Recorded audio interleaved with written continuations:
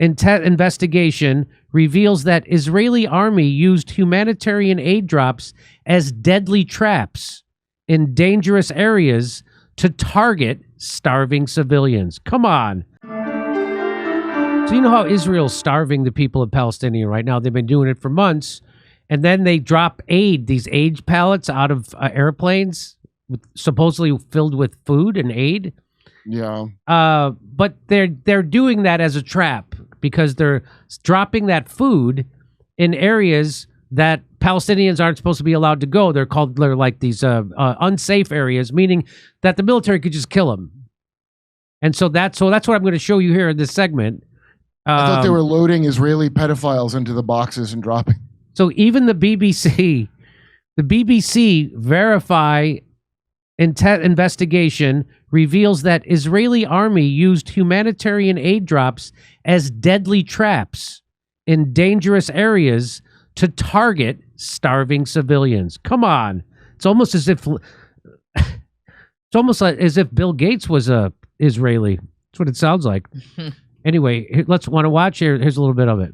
After widespread reports of mass starvation in Gaza drew global condemnation, in late July, Israel allowed some aid to be delivered by air.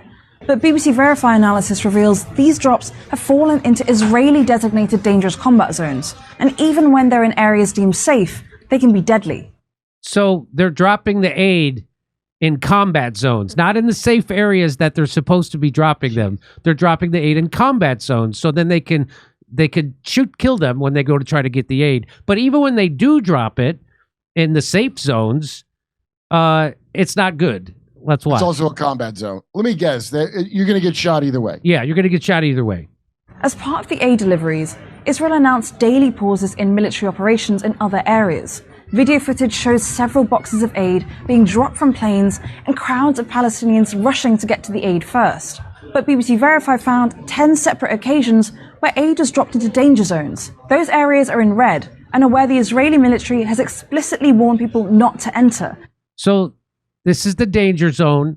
They've warned Palestinians not to enter the danger zone or you'll be immediately killed. And that's where they're dropping the aid. That's where they're dropping the aid. Saying it would put their lives at risk. The BBC's Jeremy Bowen was inside a Jordanian plane during one of these airdrops, which are coordinated with Israel. We've matched this view out of the hatch with existing satellite imagery to around a kilometre within the dangerous combat zone. For example, this is the flight path of one plane of an airdrop conducted by Italy, and this is where it released the boxes of aid. Now, in some cases, we can't see precisely where they land, but because of where they're dropped and the direction planes are travelling in, we know that they're descending over the dangerous combat zone.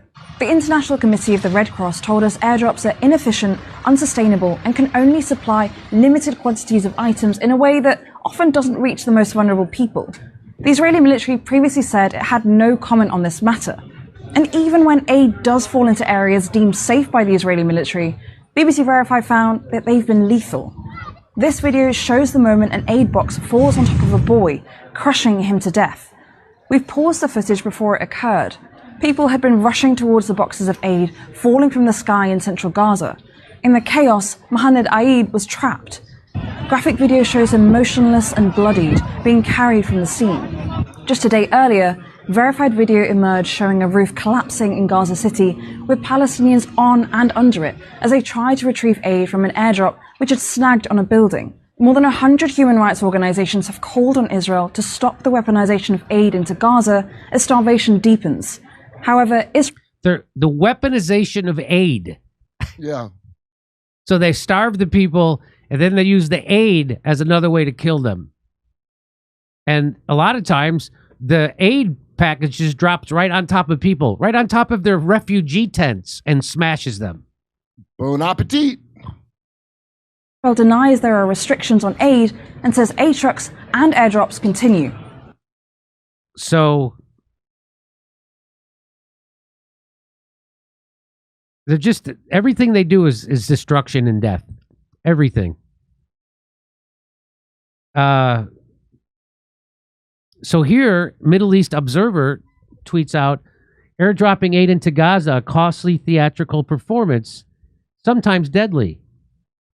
International and UN agencies have described the operations of airdropping food aid into Gaza Strip as costly, ineffective, and failing to meet the minimum needs of the population, considering that they do not contribute to alleviating the famine ravaging tens of thousands of besieged civilians, but may actually pose a deadly threat to those pursuing them.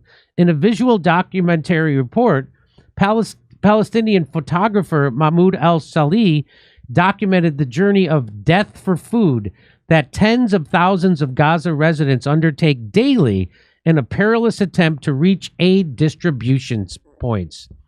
So, even when they pretend to do something good, it goes bad. Zionists they're like a Curb Your Enthusiasm episode if it were produced by Blumhouse. Here, let's watch this. So, I don't know if you saw that, but it fell right on a tent. أرجوكم توقفوا عن مساعدتنا بهذا الشكل. بهذا الشكل أنتم تقتلوننا.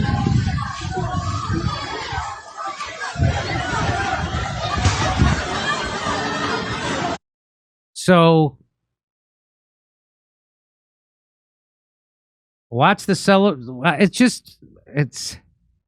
And the news will defend it by saying, children always die in wars. Yeah, especially when you're aiming at them. Yeah. This is the tragedy of war. This is the tragedy of war. So,